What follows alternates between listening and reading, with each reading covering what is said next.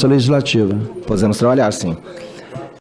Senador, tem diversas perguntas que falam dos 15% de retenção na fonte do apostador. Eu acho excelente que o senhor pergunte, porque esse tema me angustia muito. Porque eu entendo que quem aposta e recebe prêmio tem que pagar imposto de renda retido na fonte por qualquer valor. Só que a minha posição foi vencida aqui no Congresso Nacional, não foi isso que o Congresso Nacional aprovou. O Congresso Nacional aprovou a alíquota de 15%, não previu a retenção na fonte. E fez mais. E aqui eu faço uma ressalva, eu digo isso com todo o respeito, presidente, em relação ao Congresso Nacional, porque discordar, evidentemente, não é desrespeitar, né? Eu discordo de alguns termos da lei, mas eu tenho até obrigação, não só moral, mas legal, de cumprir o que está na lei. A lei foi aprovada, a gente vai cumprir como ela está. Mas eu preciso dizer que durante a tramitação, nós sim nos manifestamos, pedimos inclusive um veto a um dispositivo que foi posteriormente derrubado pelo Congresso Nacional, relacionado a essa pergunta do senhor. A minha posição, como secretário da Receita, é que o apostador deveria sim pagar imposto de renda, porque o imposto de renda, nesse caso, não tem uma função arrecadatória, tem uma função dissuasória, de dissuadir a pessoa, de não incentivar o jogo. É assim no mundo inteiro. É assim no mundo inteiro. Então, na minha opinião, deveria ser feito dessa forma e eu sempre defendi dessa forma. O que foi feito, o que foi debatido aqui no Congresso Nacional e se aprovou? Se previu, de fato, uma alíquota de 15%, mas não se previu a retenção e mais. Previu-se uma espécie de conta corrente.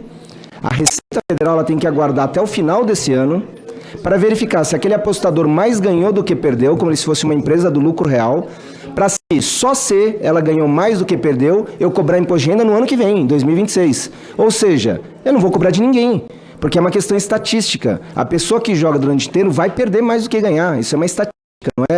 Não é torcida nem nada, não depende da habilidade da pessoa. Se ela pegar o dinheirinho dela, tá todo mês ali, ela vai perder mais do que ganhar.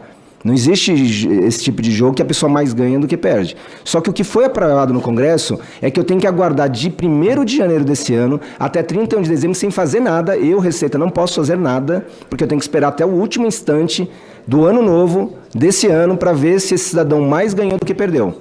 Aí no ano que vem eu vou pedir um relatório para ele, ou para as empresas, para verificar. Esse cidadão mais ganhou do que perdeu, agora você vai pagar 15%, se esse valor for superior à faixa de isenção do imposto de renda. O que é mais difícil ainda de acontecer. Isso foi aprovado pelo Congresso, repito, eu digo isso com todo respeito, o Congresso é soberano para decidir o que for. A Receita Federal se posicionou contra isso, temos nota técnica dizendo isso, é o mesmo que dar isenção ao apostador, somos contra. O presidente da República acompanhou o parecer da Receita e vetou esse dispositivo legal, que foi posteriormente derrubado pelo Congresso Nacional. Então, o Congresso Nacional derrubou o dispositivo e derrubou o veto, mantendo um dispositivo que, na prática, no meu entender, praticamente dá isenção para o apostador aqui no Brasil. Se o senhor quer já uma sugestão, eu já lhe dou uma sugestão. Eu voltaria para o texto que foi debatido originalmente, para apostou, como é em qualquer loteria, né? Eu vou lá sei lá, na loteria, não jogo, mas se eu fosse lá na loteria, compro lá um bilhete em alguma loteria e ganho, eu vou pagar imposto de renda, está lá na fonte, vou pagar contribuição e tudo. Não adianta eu dizer que eu fiquei 10 anos perdendo dinheiro com a aposta, para dizer agora tem que compensar tudo que eu perdi.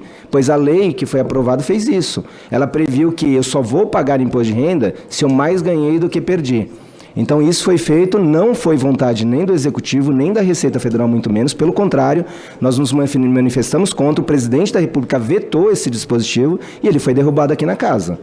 Então, em relação a todas as perguntas do 15%, eu estou muito triste em relação a isso, mas a verdade é que é um dispositivo muito difícil de ser aplicado. Pode acontecer um caso ou outro de alguém ganhar mais do que salários mínimos durante um ano, mas estatisticamente é improvável que isso aconteça. Então, isso é uma situação muito triste relacionada à tributação. E eu repito que a tributação, nesse caso, eu estou numa outra posição, não é de arrecadação. A tributação, quando se trata de jogos e de bebidas alcoólicas, por exemplo, ela não tem função arrecadatória. Ela tem função dissuasória, que nem a tributação sobre cigarro, por exemplo, que nós aumentamos no ano passado. Depois de 6, 7 anos sem aumento, nós aumentamos. É para arrecadar, mas não, porque a legislação prevê que a tributação sobre esses tipos de produtos, elas sejam agravadas periodicamente para desincentivar aquela atividade. Na minha opinião, na minha humilde opinião, deveria ser esse o tratamento tributário a ser dado a jogos e apostas.